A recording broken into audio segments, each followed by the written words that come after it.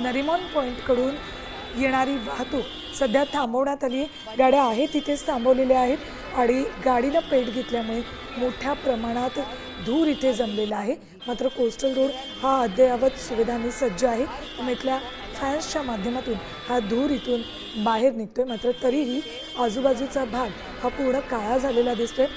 सध्या तरी या धुरामुळे कुणाला त्रास झाल्याची माहिती नाही आहे। कोस्टल रोडमध्ये अपघात आजवर छोटे मोठे घडलेले आहेत, मात्र अशा पद्धतीनं अचानक एखाद्या गाडीनं पेट घ्यावा आणि त्यानंतर इथे मोठ्या प्रमाणात वाहतूक कोंडी व्हावी असे प्रकार आजपर्यंत तरी कोस्टल रोडवर या बोगद्यामध्ये घडलेले नाहीत। एरवी रस्त्यावर एखाद्या गाडीनं पेट घेतला की आजूबाजूच्या परिसरात तो धूर पसरतो, त्यामुळे फारसा कुणाला त्रास होत नाही आणि गाडीची आग विझवणंसुद्धा अग्निशमन दलाला सोयीचं जातं।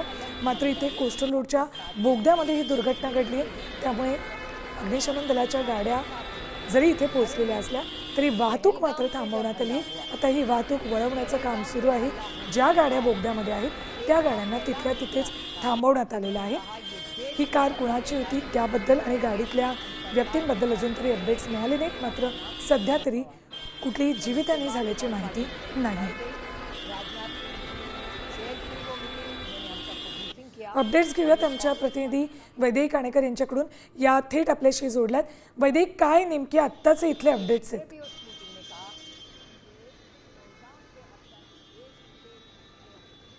कोस्टल रोडला साऊथ साईडला म्हणजे पलीकडच्या बोगद्यामध्ये जे आहे ती आग लागली असल्याची आहे आणि या ठिकाणी एका गाडीला आग लागली असल्याची ही घटना या ठिकाणी बघायला मिळते। मात्र आपण बघतोय की कोस्टल रोडचे दोन्ही बोगदे जे आहेत ते या ठिकाणी ब्लॉक करण्यात आलेले आहेत। कुठल्याही वाहनाला या ठिकाणून जाण्याची परवानगी नाही आणि त्याच्यासाठीच आपण बघतोय की दोनही बोगद्यामध्ये मोठ्या प्रमाणात या ठिकाणी धुराचं साम्राज्य या पसरलेलं पाहायला मिळत आहे। आगीवर कंट्रोल या ठिकाणी मिळवण्याचा प्रयत्न त्या ठिकाणी केला जात असल्याची माहिती मिळत आहे। प्रशासन संपूर्णपणे त्या ठिकाणी लक्ष ठेवून आहे। अग्निशमन दलाचे कर्मचारी आहेत, ट्रॅफिक पोलीस आहेत, पोलीस या ठिकाणी येऊन गेलेले आहेत। काही वेळेपूर्वी डीसीपी या ठिकाणी येऊन गेलेले आहेत, त्यांनी देखील या संपूर्ण घटनेचा आढावा घेतलेला आहे।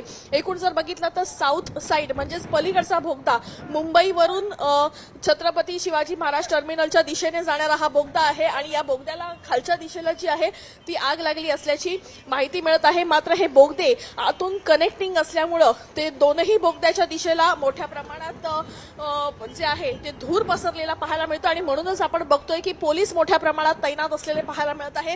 कुठल्याही पद्धतीनं या ठिकाणून खरं तर कुठलीही गाडी जाण्यासाठी परवानगी जी आहे ती दिली जात नाहीये आणि आपण बघतोय बोगद्यामध्ये गाडीला आग लागलेली आहे, त्यामुळे धूर मोठ्या प्रमाणात दिसतोय।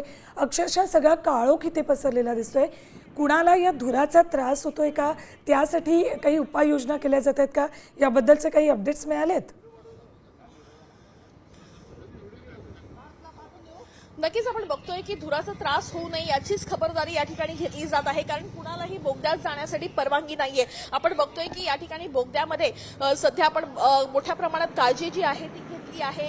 काही अत्यावश्यक यंत्रणा देखील त्या ठिकाणी तैनात आहेत। मात्र आपण बघतोय की कशा पद्धतीनं हा धूर जो आहे तो संपूर्ण दोनही बोगद्यांमध्ये पसरलेला पाहायला मिळत आहे। खरं तर ही आग लागलेली आहे, कनेक्टिंग दरवाजे मोठ्या प्रमाणात आहेत दोनही बाजूला।